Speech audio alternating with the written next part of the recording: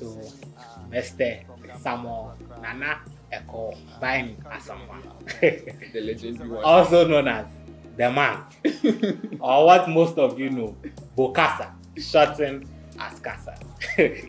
He's the person we are going to talk about. Now, Kasa is a true believer. He's someone that if you get behind a cause, to believe in a cause, he's going to see it through to the end. He's strict, disciplined, prayerful. I'm sure a lot of people will be shocked that Kasa can pray, but yes, prayerful. And Mr. Asamoah, he's a nice man. Oh yeah, 100%. Nice man. So there's no Kwapong without Kasa. There's no Kasa without Kwapong.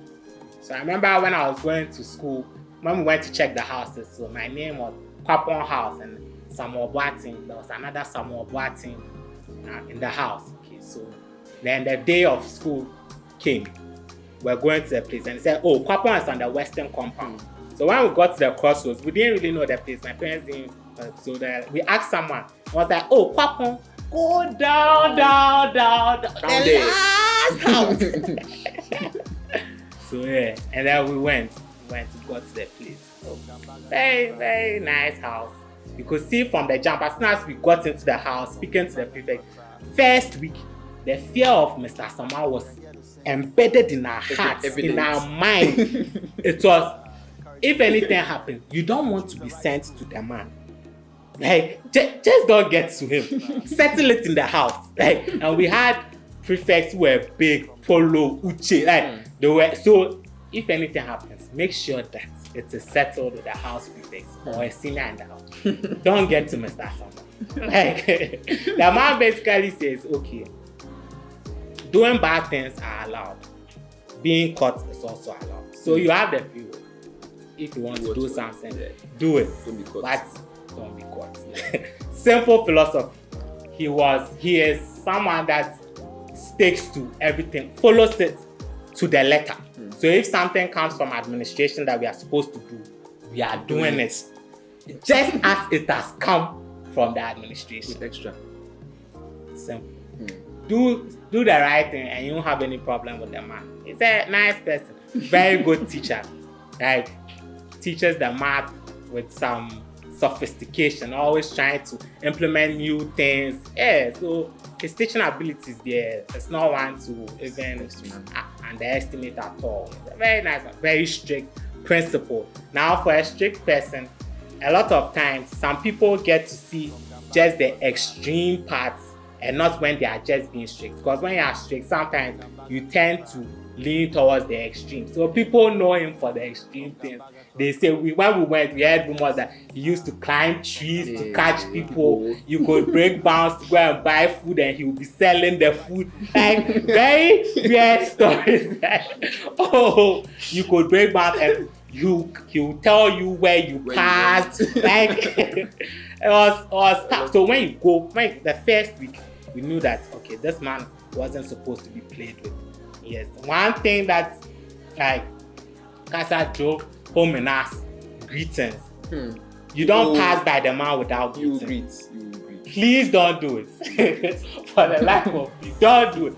Because if you pass by him without greeting, you are his houseboy. Even on vacation. Even on vacation, if you meet Kasa in town, you greet him. Please, don't let him see this video. I'm calling him Kasa too much. Then stay at home. You didn't greet, stay at home. Greet Kasa. Greet him. Like, greet. There's no the white with. Don't pass by him. There's no white. You don't have to know the white. Greet him and be free. If you pass in front of him once, greet him. You come back again. If it's after 5 minutes, please greet the man. And the only thing, the good thing about the greeting is that he will always respond. There's not a time that you will greet him and he wouldn't respond. He will respond, mention your name, ask how you are doing. You can repeat that same conversation over 5. He will respond. So yeah, Asamoah. It's my namesake, and but I'm also Samuel. Yeah. And my dad was his teaching assistant in the university for some time when he went to the university fresh. So he knew my dad. So when we came, I went to school. there was a PTA, and I didn't have some books, notebooks and stuff. So the seniors told us that, oh, when there's PTA, your parents can bring stuff and they'll give to the prefects or to Mr. Asamoah. You take it and give it to you. So, I was excited. Called my mom, they bought the books, and mothers, she hid food under the books. So it was a full jute bag. Ghana must go. I remember that story. And then they brought to the PT. Now, Mr. Asamoah, they wanted to give to him. The man said he will not take it. He will not take it, sir. And he had acknowledged the fact that, my dad was a teacher. So he knew my dad. Said, he will not take it. He will not take it. So they spoke and spoke and spoke. And then he finally took it and he told my parents that he's taking it, but I'll get it on visiting day. So he took the stuff, sent it to his room. He was my elective math teacher too. He would come to class.